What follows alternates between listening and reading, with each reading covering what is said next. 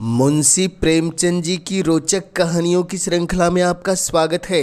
लीजिए आज सुनते हैं मुंशी जी की सुप्रसिद्ध कहानी प्रायश्चित।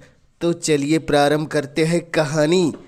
दफ्तर में जरा देर से आना अफसरों की शान है। जितना ही बड़ा अधिकारी होता है उतनी ही देर में आता है और उतने ही सवेरे जाता भी है। चपरासी की हाजिरी 24 घंटे की, वह छुट्टी पर भी नहीं जा सकता, अपना एवज देना पड़ता है। खैर, जब बरेली जिला बोर्ड के हेड क्लर्क बाबू मदारी लाल 11 बजे दफ्तर आए, तब मानो दफ्तर नींद से जाग उठा। चपरासी ने दौड़कर पैर गाड़ी ली, अर्दली ने दौड़कर कमरे की चीख उठा दी और जमादार ने डाक की किस्त मेज पर लाकर रख दी। मदारी लाल ने पहला ही सरकारी लिफाफा खोला था कि उनका रंग फक हो गया। वे कई मिनट तक आश्चर्यचकित हालत में खड़े रहे, मानो सारी ज्ञानेंद्रियां शिथिल हो गई हो। उन पर बड़े बड़े आघात हो चुके थे, पर इतने बदहवास वे कभी नहीं हुए थे। बात यह थी कि बोर्ड के सेक्रेटरी की जो जगह 1 महीने से खाली थी, सरकार ने सुबोध चंद्र को वह जगह दी थी। और सुबोध चंद्र वह व्यक्ति था जिसके नाम ही से मदारी लाल को घृणा थी। वह सुबोध चंद्र जो उनका सहपाठी था, जिसे जक देने को उन्होंने कितनी ही चेष्टा की पर कभी सफल नहीं हुए थे, वही सुबोध आज उनका अफसर होकर आ रहा था। सुबोध की इधर कई सालों से कोई खबर न थी।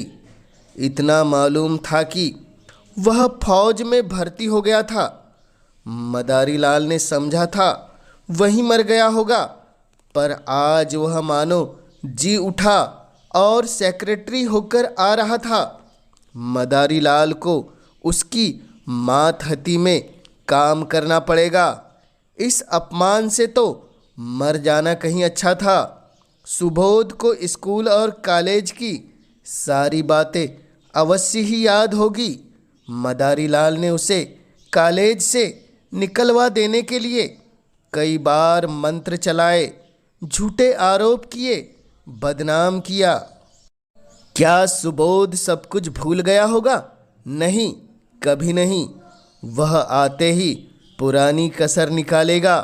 मदारी बाबू को अपनी प्राण रक्षा का उपाय न सूझता था। मदारी और सुबोध के ग्रहों में ही विरोध था। दोनों एक ही दिन एक ही साला में भर्ती हुए थे और पहले ही दिन से दिल में ईर्ष्या और द्वेष की वह चिंगारी पड़ गई जो आज 20 वर्ष बीतने पर भी न बुझी थी। सुबोध का अपराध यही था कि वह मदारी लाल से हर एक बात में बड़ा हुआ था। डील डौल, रंग रूप, रीति व्यवहार, विद्या, बुद्धि, ये सारे मैदान उसके हाथ थे। मदारी लाल ने उसका यह अपराध कभी क्षमा नहीं किया।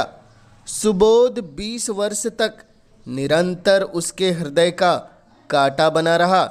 जब सुबोध डिग्री लेकर अपने घर चला गया और मदारी फेल होकर इस दफ्तर में नौकर हो गए, तब उनका चित्त शांत हुआ।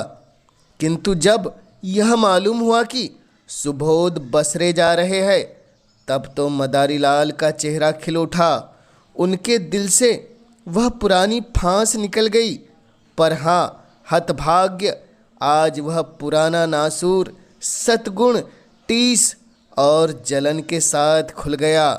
आज उसकी किस्मत सुबोध के हाथ में थी। ईश्वर इतना अन्यायी है, विधि इतना कठोर।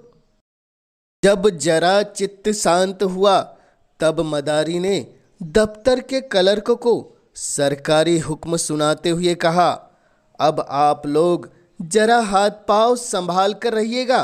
सुबोध चंद्र वे आदमी नहीं है जो भूलों को क्षमा करे।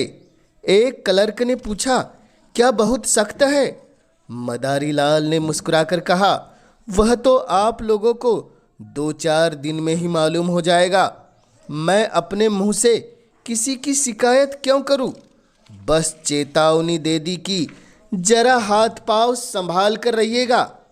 आदमी योग्य है पर बड़ा ही क्रोधी, बड़ा दंभी, गुस्सा तो उसकी नाक पर रहता है। खुद हजारों हजम कर जाए और डकार तक न ले, पर क्या मजाल कि कोई मातहत एक कौड़ी भी हजम करके पाए। ऐसे आदमी से ईश्वर ही बचाए। मैं तो सोच रहा हूं कि छुट्टी लेकर घर चला जाऊं। दोनों वक्त घर पर हाजिरी बजानी होगी।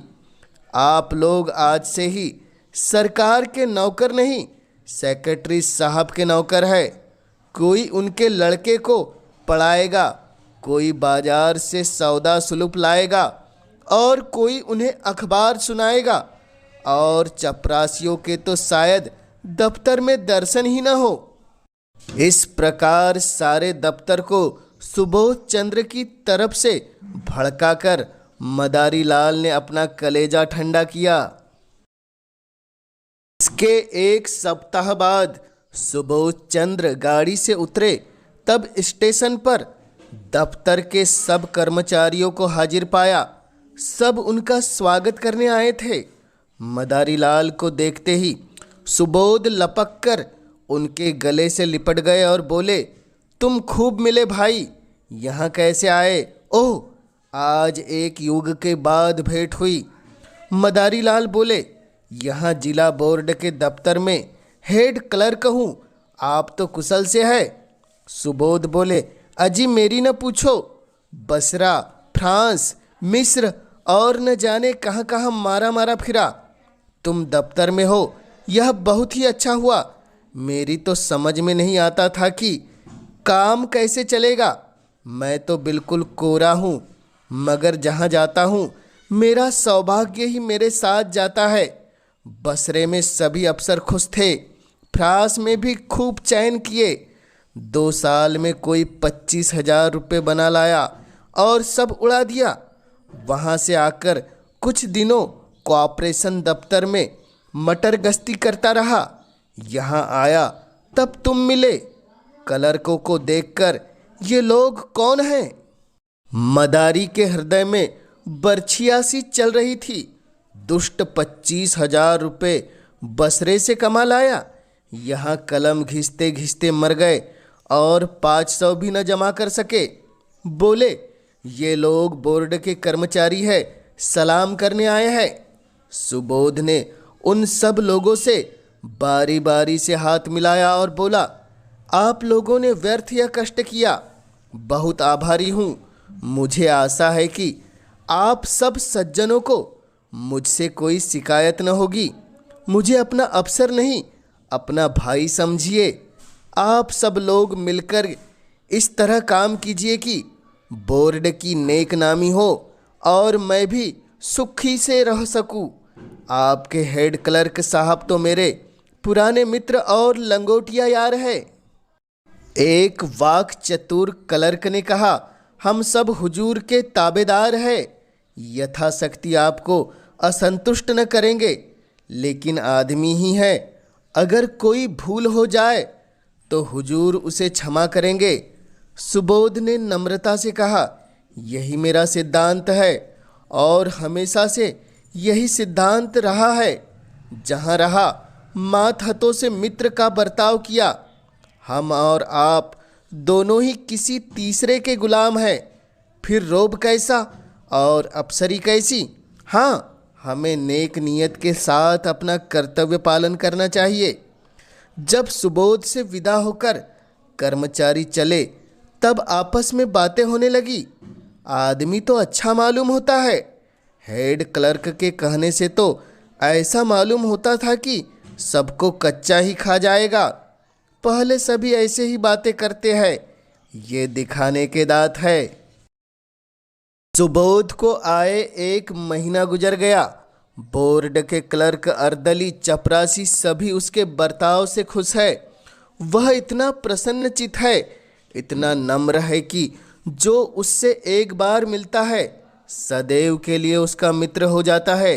कठोर शब्द तो उसकी जबान पर आता ही नहीं। इनकार को भी वह अप्रिय नहीं होने देता। लेकिन द्वेष की आंखों में गुण और भी भयंकर हो जाता है। सुबोध के ये सारे सद्गुण मदारी लाल की आंखों में खटकते रहते हैं। उसके विरुद्ध कोई न कोई गुप्त षड्यंत्र रचते ही रहते हैं। पहले कर्मचारियों को भड़काना चाहा, सफल न हुए। बोर्ड के मेंबरों को भड़काना चाहा, मुंह की खाई। ठेकेदारों को उभारने का बीड़ा उठाया, लज्जित होना पड़ा। वे चाहते थे कि भूसे में आग लगाकर दूर से तमाशा देखे। सुबोध से यूं हंसकर मिलते, यूं चिकनी चुपड़ी बातें करते, मानो उसके सच्चे मित्र है, पर घात में लगे रहते। सुबोध में सब गुण थे, पर आदमी पहचानना न जानते थे। वे मदारी लाल को अब भी अपना दोस्त समझते हैं।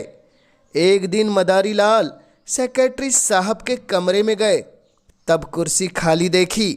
वे किसी काम से बाहर चले गए थे। उनकी मेज पर 5,000 के नोट पुलिंदों में बंधे हुए रखे थे। बोर्ड के मदरसे के लिए कुछ लकड़ी के सामान बनवाए गए थे, उसी के दाम थे। ठेकेदार वसूली के लिए बुलाया गया था। आज ही सेक्रेटरी साहब ने चेक भेजकर खजाने से रुपए मंगाए थे। मदारी लाल ने बरामदे में झांक कर देखा, सुबोध का कहीं पता नहीं। उनकी नीयत बदल गई। ईर्षा में लोभ का सम्मिश्रण हो गया। कांपते हुए हाथों से पुलेंदे उठाए, पतलून की दोनों जेबों में भरकर तुरंत कमरे से निकले और चपरासी को पुकार कर बोले, बाबूजी भीतर है। चपरासी आज ठेकेदार से कुछ वसूल करने की खुशी में फूला हुआ था। सामने वाले तमोली की दुकान से आकर बोला, जी नहीं, कचहरी में किसी से बातें कर रहे हैं, अभी अभी तो गए हैं। मदारी लाल ने दफ्तर में आकर एक क्लर्क से कहा, यह मिसिल ले जाकर सेक्रेटरी साहब को दिखाओ। क्लर्क मिसिल लेकर चला गया। जरा देर में लौटकर बोला, सेक्रेटरी साहब कमरे में न थे, फाइल मेज पर रखाया हूँ। मदारी लाल ने मुंह सिकुड़कर कहा, कमरा छोड़कर कहाँ चले जाया करते हैं, किसी दिन धोखा उठाएंगे। क्लर्क ने कहा, उनके कमरे में दफ्तर वालों के सिवा और जाता ही कौन है। मदारी लाल ने तीव्र स्वर में कहा, तो क्या दफ्तर वाले सबके सब देवता है? कब किसकी नीयत बदल जाए कोई नहीं कह सकता। मैंने छोटी छोटी रकमों पर अच्छे अच्छों की नीयत बदलते देखी है। इस वक्त हम सभी साह है, लेकिन अवसर पाकर शायद ही कोई चूके। मनुष्य की यही प्रकृति है। आप जाकर उनके कमरे के दोनों दरवाजे बंद कर दीजिए। क्लर्क ने टाल कर कहा, चपरासी तो दरवाजे पर बैठा हुआ है। मदारी लाल ने झुंझला कर कहा, आपसे मैं जो कहता हूँ वह कीजिए। कहने लगे, चपरासी बैठा हुआ है। चपरासी कोई ऋषि है, कोई मुनि है? चपरासी ही उड़ा दे तो आप उनका क्या कर लेंगे? जमानत भी है तो 300 की, यहाँ एक एक कागज लाखों का है।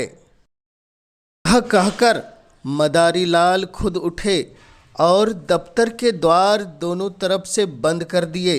जब चित्त शांत हुआ तब नोटों के पुलिंदे जेब से निकालकर एक अलमारी में कागजों के नीचे छिपा कर रख दिया। फिर आकर अपने काम में व्यस्त हो गए। सुबोध चंद्र कोई घंटे भर में लौटे, तब उनके कमरे का द्वार बंद था। दफ्तर में आकर मुस्कुराते हुए बोले, मेरा कमरा किसने बंद कर दिया है भाई? क्या मेरी बेदलखी हो गई? मदारी लाल ने खड़े होकर मृदु तिरस्कार दिखाते हुए कहा, साहब गुस्ताखी माफ हो। आप जब कभी बाहर जाए, चाहे 1 ही मिनट के लिए क्यों न हो, तब दरवाज़ा बंद कर दिया करे। आपकी मेज पर रुपए पैसे और सरकारी कागज पत्र पड़े बिखरे रहते हैं। न जाने किस वक्त किसकी नीयत बदल जाए।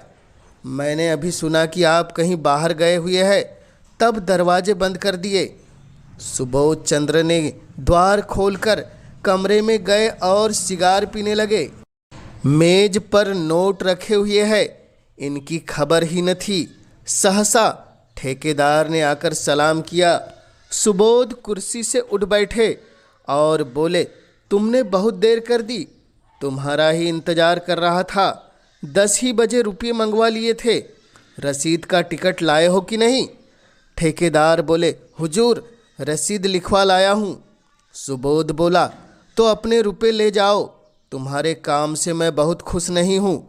लकड़ी तुमने अच्छी नहीं लगाई और काम में सफाई भी नहीं की है। अगर ऐसा काम फिर करेगो तो ठेकेदारों के रजिस्टर से तुम्हारा नाम निकाल दिया जाएगा। यह कहकर सुबोध ने मेज पर निगाह डाली, तब नोटों के पुलिंदे न थे। सोचा शायद किसी फाइल के नीचे दब गए हो।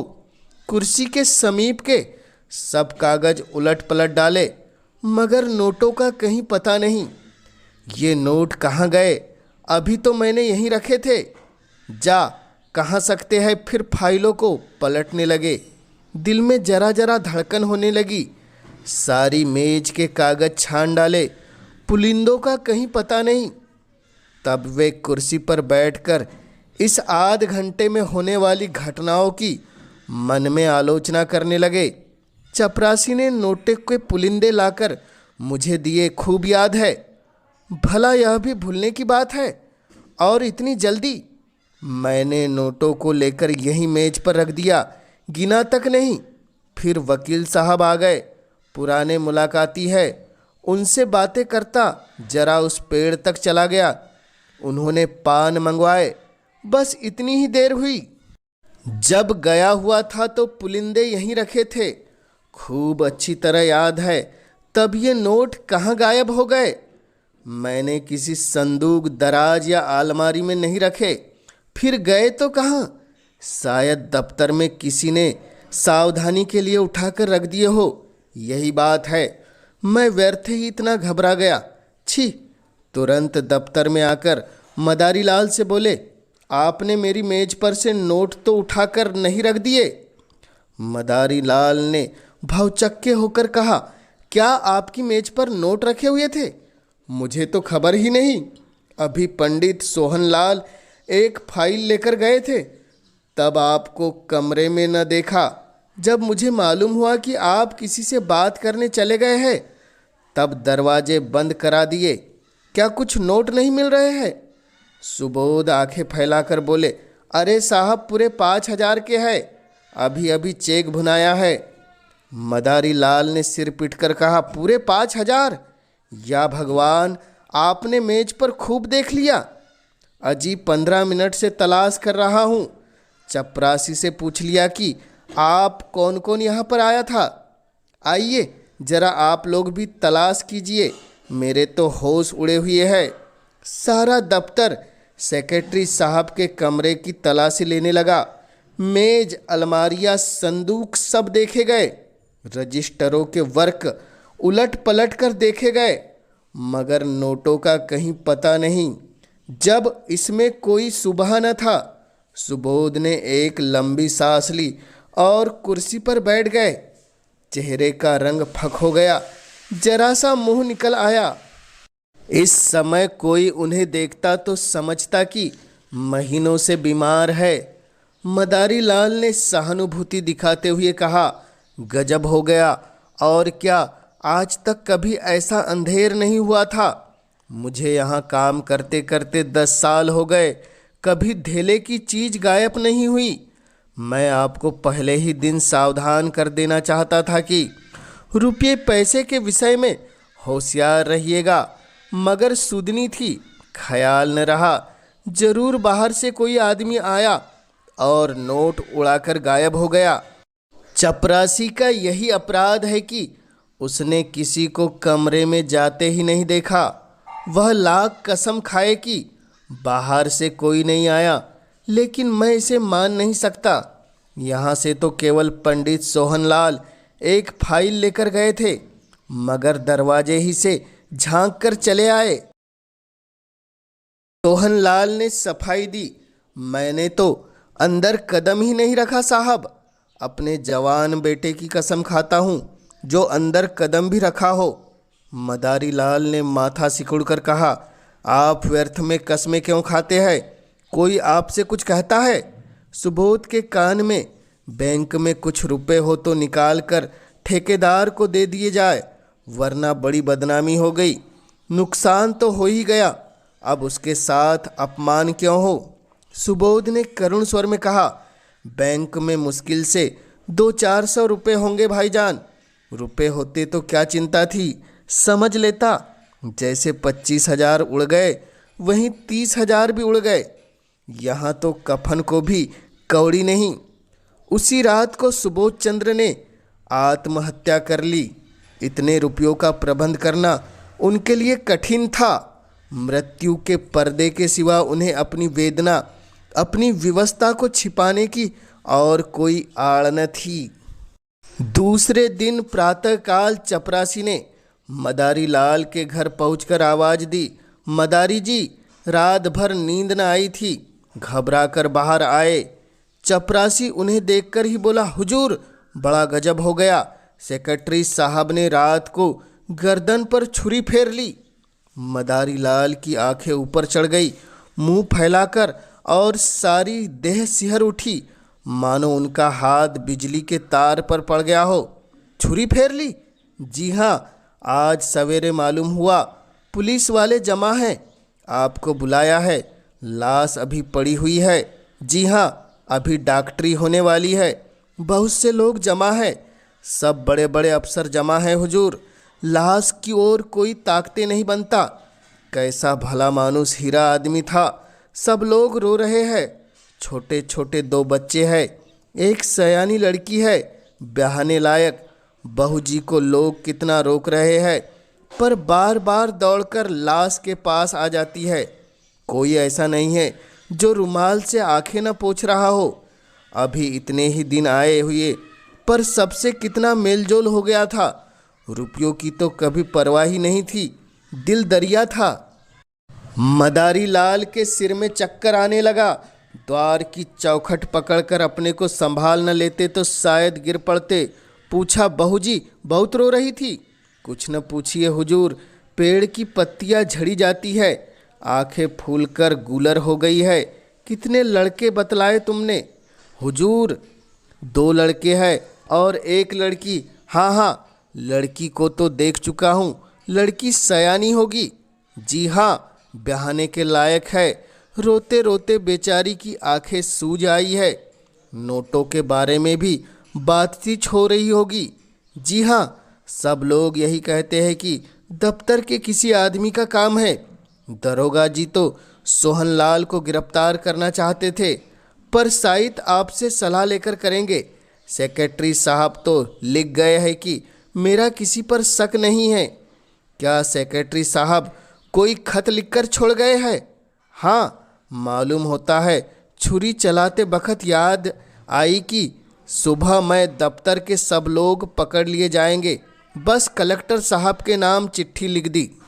चिट्ठी में मेरे बारे में कुछ नहीं लिखा। तुम्हें यह क्या मालूम होगा? हुजूर, अब मैं क्या जानूं। मुद्दा इतना, सब लोग इतना कहते थे कि आपकी बड़ी तारीफ लिखी है। मदारी लाल की सांस और तेज हो गई। आंखों से आंसू की 2 बड़ी बड़ी बूंदें गिर पड़ी। आंखें पोंछते हुए बोले, वे और मैं एक ही साथ पढ़े थे नंदू। 8-10 साल साथ साथ रहे, साथ उठते बैठते, साथ खाते, साथ खेलते। बस इसी तरह थे जैसे 2 सगे भाई एक साथ रहते हो। खत में मेरी क्या तारीफ लिखी है, मगर तुम्हें क्या मालूम होगा। आप तो चल ही रहे हैं, देख लीजिएगा। कफन का इंतजाम हो गया है। नहीं हुजूर, कहा न कि अभी लाश की डॉक्टरी होगी। मुद्दा अब जल्दी चलिए, ऐसा न हो कोई दूसरा आदमी बुलाने आता हो। हमारे दफ्तर के सब लोग आ गए होंगे। जी हाँ, इस मोहल्ले वाले तो सभी थे। पुलिस ने मेरे बारे में तो कुछ नहीं पूछताछ की। जी नहीं, किसी से भी नहीं। मदारी लाल जब सुबोध चंद्र के घर पहुंचे, उन्हें ऐसा मालूम हुआ कि सब लोग उनकी तरफ संदेह की आंखों से देख रहे हैं। पुलिस इंस्पेक्टर ने तुरंत उन्हें बुलाकर कहा, आप भी अपना बयान लिखा दे। और सबके बयान तो लिख चुका हूँ।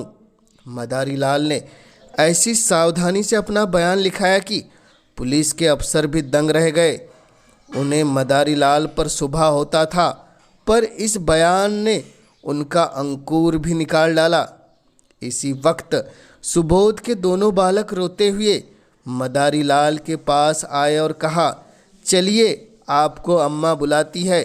दोनों मदारी लाल से परिचित थे। मदारी लाल यहाँ तो रोज ही आते थे, पर घर में कभी नहीं रहे। सुबोध की स्त्री उनसे पर्दा करती थी। यह बुलावा सुनकर उनका दिल धड़क उठा। कहीं इनका मुझ पर शुभा न हो, कहीं सुबोध ने मेरे विषय में कोई संदेह न प्रकट किया हो। कुछ झिझकते हुए और डरते हुए भीतर गए। तब विधवा का करुण विलाप सुनकर कलेजा काँप उठा। इन्हें देखते ही उस अबला के आंसुओं का कोई दूसरा सोता खुल गया और लड़की तो दौड़कर इनके पैरों से लिपट गई। दोनों लड़कों ने भी घेर लिया।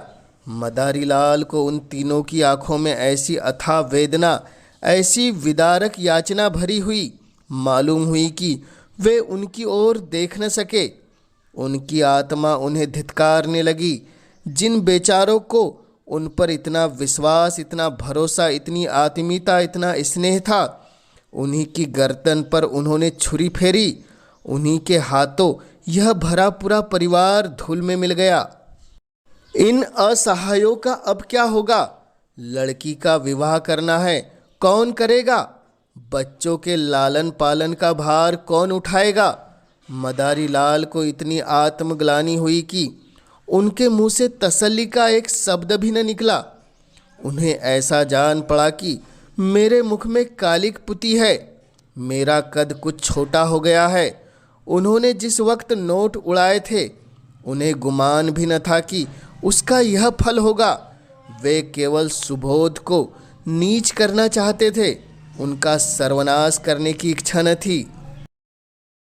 शोक आतुर विधवा ने सिसकते हुए कहा, भैया जी, हम लोगों को वे मझधार में छोड़कर गए। अगर मुझे मालूम होता कि मन में यह बात ठान चुके हैं तो अपने पास जो कुछ था सब कुछ उनके चरणों पे रख देती। मुझसे तो वे यही कहते रहे कि कोई न कोई उपाय हो जाएगा। आप ही के मार्फत वे कोई महाजन ठीक करना चाहते थे। आपके ऊपर उन्हें कितना भरोसा था कि कह नहीं सकती। मदारी लाल को ऐसा मालूम हुआ कि कोई उनके हृदय पर नस्तर चला रहा है।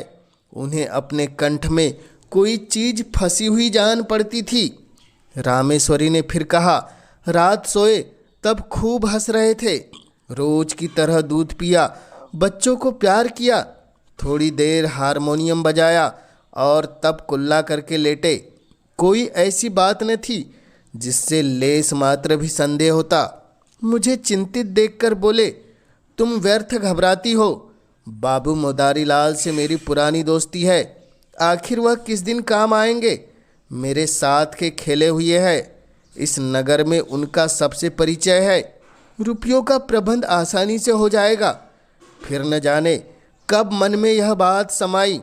मैं नसीबो जली ऐसी सोई की रात को मिनकी तक न की। क्या जानती थी कि वे अपनी जान पर खेल जाएंगे। मदारी लाल को सारा विश्व आंखों में तैरता हुआ मालूम हुआ।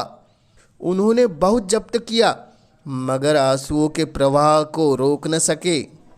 रामेश्वरी ने आंखें पोंछकर फिर कहा, भैया जी, जो कुछ होना था वह तो हो चुका, लेकिन आप उस दुष्ट का पता जरूर लगाइए जिसने हमारा सर्वनाश कर दिया है। यह दफ्तर ही के किसी आदमी का काम है। वे तो देवता थे, मुझसे यही कहते रहे कि मेरा किसी पर संदेह नहीं है, पर है यह किसी दफ्तर वाले का ही काम।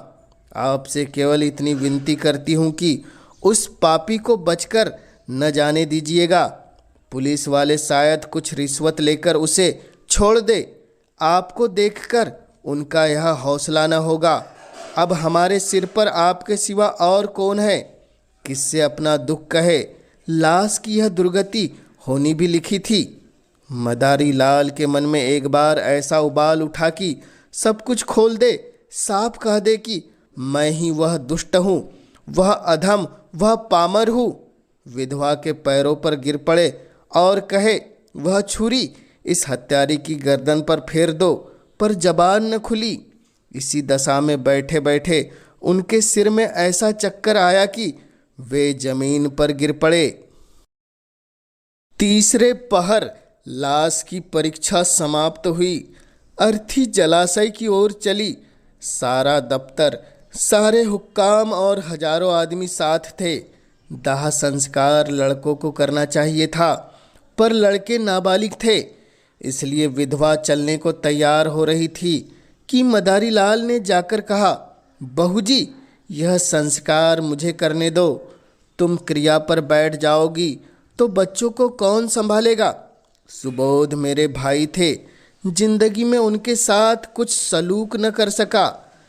अब जिंदगी के बाद मुझे दोस्ती का कुछ हक अदा कर लेने दो। आखिर मेरा भी तो उन पर कुछ हक बनता है। रामेश्वरी ने रोकर कहा, आपको भगवान ने बड़ा उदार हृदय दिया है भैया जी, नहीं तो मरने पर कौन किसको पूछता है।